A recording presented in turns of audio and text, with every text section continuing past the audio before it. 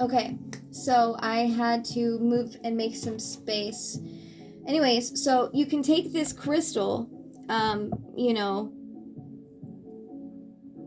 this is a quartz crystal. It doesn't even need to be that big, you know. I mean, you can use like a piece of wood, like, you know. Personally, like I said, I'm really affected by frequencies, so I have like wood. This is a wood desk.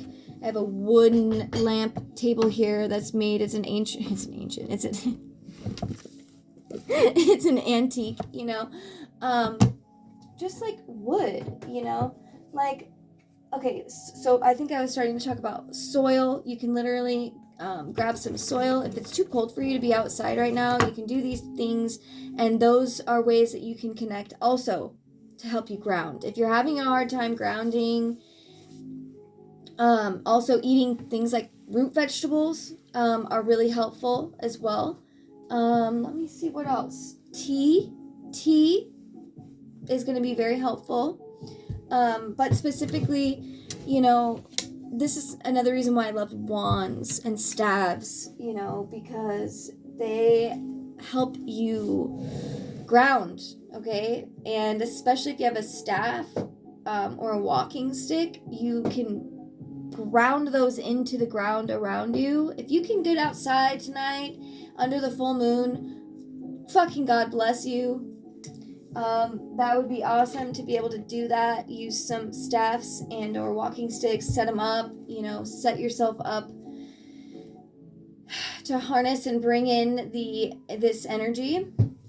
That would be ideal. Okay, so and if you can't do that, you can just visualize the skills, becoming evenly balanced, reflecting Libra's influence, and bringing peace to your mind. You can also hold a green crystal to help ground yourself during your meditation, such as jade, malachite, or green fluorite. And I do have a piece.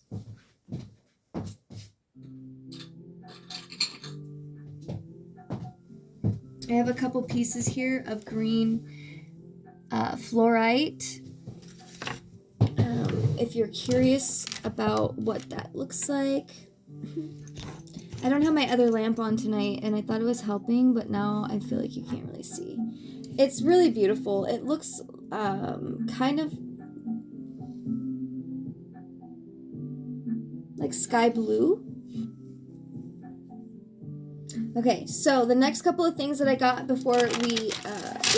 okay, so we're almost there. Okay, so the next thing you're going to want to do tonight is spring cleaning.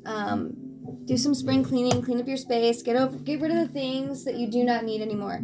For me, I've been doing this for many months. I've gotten rid of anything that I've had from past relationships that has anything that's from any relationship that is no longer in my life. Bye-bye. Anything, jewelry that is from somebody that I do not talk to anymore. Bye-bye. Anything that is bringing me a memory that isn't of high vibration, bye-bye. Just get rid of it. If it's not bringing you joy, it's stealing your happiness. Bottom line.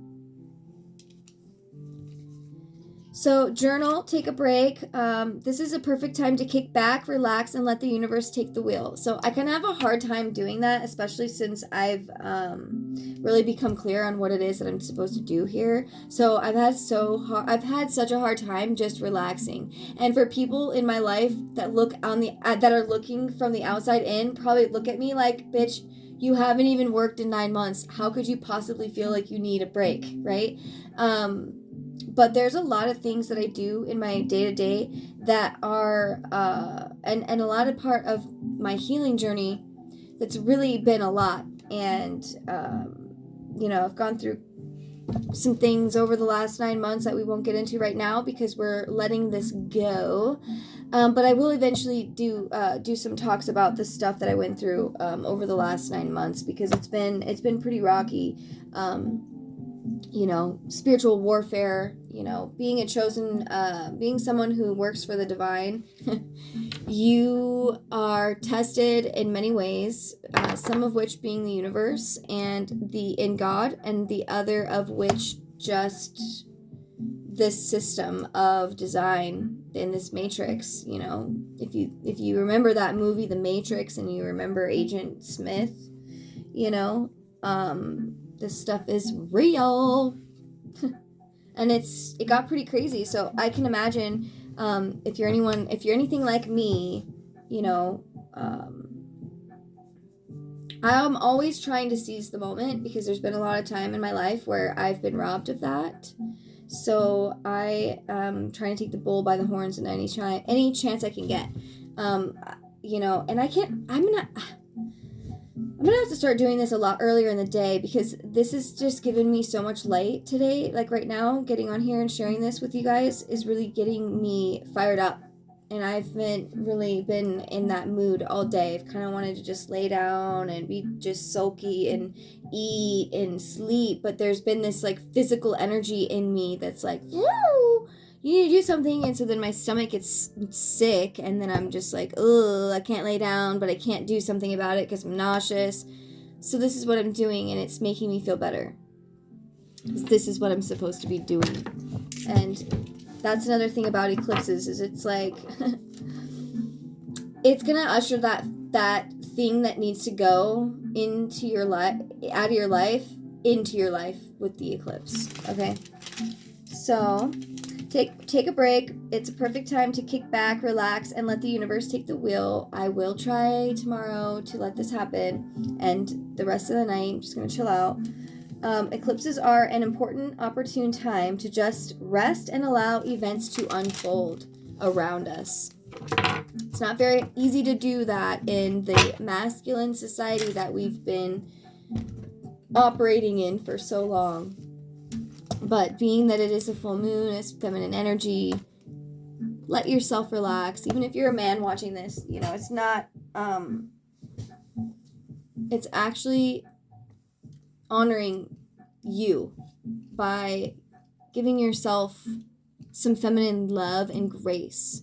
It's okay to take a fucking bath, which I will suggest taking tonight, a salt bath.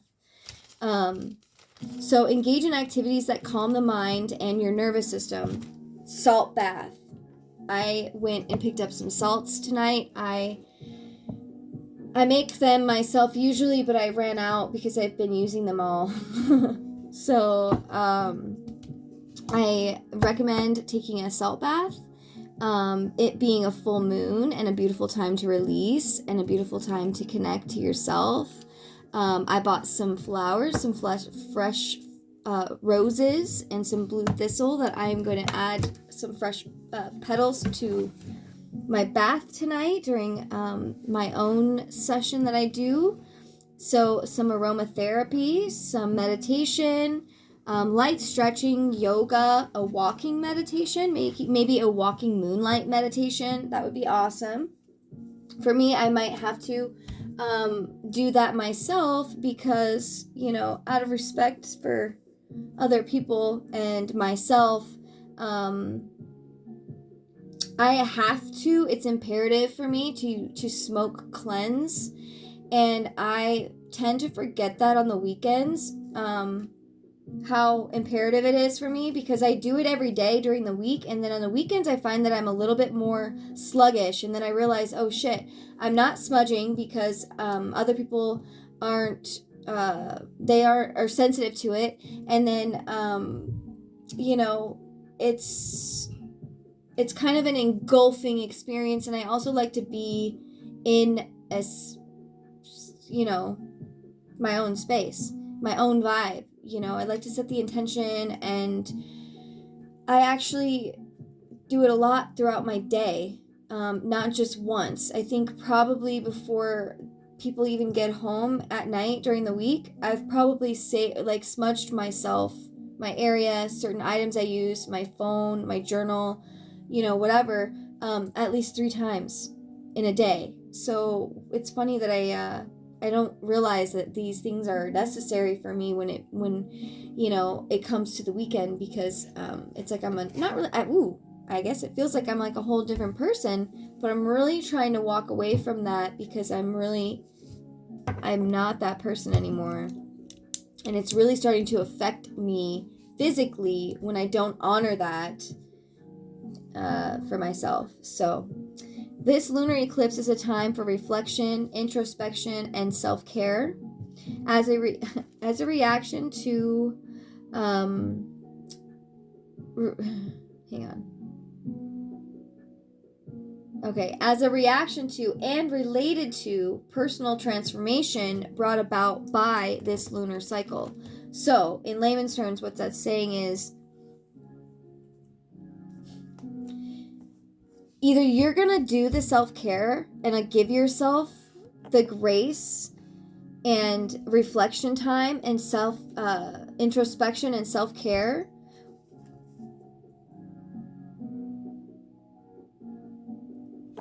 or the universe is going to force it upon you. This eclipse is forcing whatever you're going through right now out. So if you're going through something, know that it's part of that, but also face it and use this time to use it as a charged up way to almost like just like let it all go. Because if you don't do that, then you're literally setting yourself up for the next 7 months at least, whatever, to sit on that knowingness of something that you need to change. Right? I mean, that's kind of heavy to think about. So the eclipse is amplifying this energy to help you see what it is in your life right now that you need to release, that you need to let go of, that needs to be released, that needs to be discussed, whatever. So having a lot of self-care and a lot of self-love and self-compassion is super imperative right now. Astrologically, they hold a special place, believed to be moments when we step into our fate and destiny. That's a big deal. It really is. I mean, these are believed to be moments when we step into our fate and destiny. And for me, that's really big. That's huge for me. They align with the north and the south lunar nodes. So pushing us to move towards our life path and break out of our comfort zones. So just use this time for yourself. This is a great time. It doesn't even have to be big, dude. You can literally just take this video, write down a couple things that you know in your gut you haven't fucking done for yourself, that you've been wanting to do, that you know you need to do. Write it down, stuff that you're willing to do. Make it small, make it light if this is your first time, because I don't want it to be too overwhelming to where you don't do it at all. Sit outside as soon as the moon is, illuminated. Sit down for a moment, light it in peace, light it in a safe zone, let it go. Meditate, take a salt bath, give to yourself, fill yourself up. Make moon tea, have a sip of tea with your ancestors, have a sip of tea with your higher self. Do some visual meditation, some guided meditations on YouTube. It's super easy. So to close this off, I'm going to talk about a couple of things from the Native Americans' viewpoint on lunar eclipses and stuff like that, because I'm very interested in culture and things about how we've done this in the past. So the Navajo believed that they shouldn't view eclipses. Eclipses do evoke different beliefs. This is the belief that I've figured out is reasons why some people, and I won't say necessarily the Navajo because I don't want or need any sort of like hash back on me about what I'm about to say, but I think when you think about things like what I've just been saying, the energy that you put into before the intention that you put, I'm saying this at two different ways at the same time, so let me say this. The energy, the frequency that you are vibrating in as you move into this new year on the lunar eclipse full moon that we're having in the next 12 hours, the energy that you're in will set the tone for the future. So in a way, I can see how in Native American cultures, some of them did look at it as auspicious, or they looked at it as bad. But because I think, and no disrespect, but I think that could be a reason why that was foretold for them. And that's just clear. I don't think I need to go into that any more than that. The Cherokees go outside and they make noise to scare away the giant frog trying to eat the sun, because that's one of those stories that's been told. I think the Mayans, maybe the Aztecs, there's stories about something. This case, the Cherokee believe the giant frog trying to eat the sun. And for them back then, it was scary. I mean, can you imagine not understanding these things and, seeing the sun disappear in the middle of the day, or then, a shadow all of a sudden cast along on the moon in the middle of the night? Like, certain things like that would have been really trippy, I can imagine, back then. The Ho-Chunk in Wisconsin believe eclipses, both sun and moon, are to be respected because the time during the eclipse is a time of transformation. So a lot of respect right now, a lot of introspection, a lot of reflection.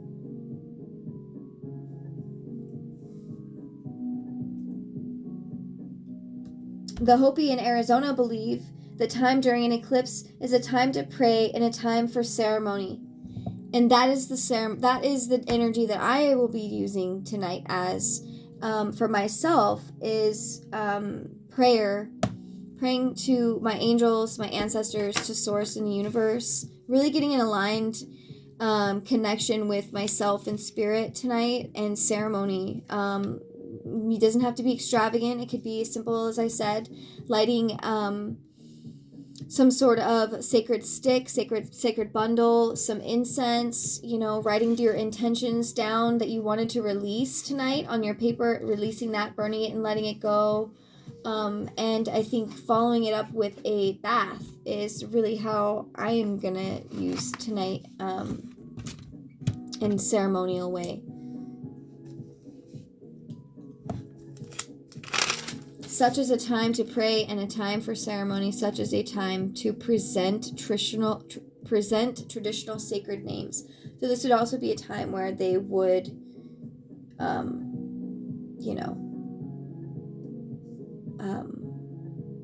present sacred names to tribal members, the tribe members. So that seems like a very good place to end tonight. I didn't really have a reading. I was going to do a 6-card spread, but I may do that here after I get my tea going and submit this video, because I want this to get out before too many people have experienced the entirety of this energy. So anytime that you do see this, it is timeless reading. So the energies that you do experience in this reading or in this message, because I am an energy channel, I don't always need the cards to channel the messages. Or not only that, this was more research that I did, but I'm always channeling. So anything that comes across my path is meant for me to share. So I would like to say thank you for spending this time with me to learn a little bit about yourself, learn a little bit about the energies that are happening right now on the planet, and how to ground some of that in and anchor some of that in for yourself. My name is Jackie. This is Dream Ether 13. Thank you so much. See you next time.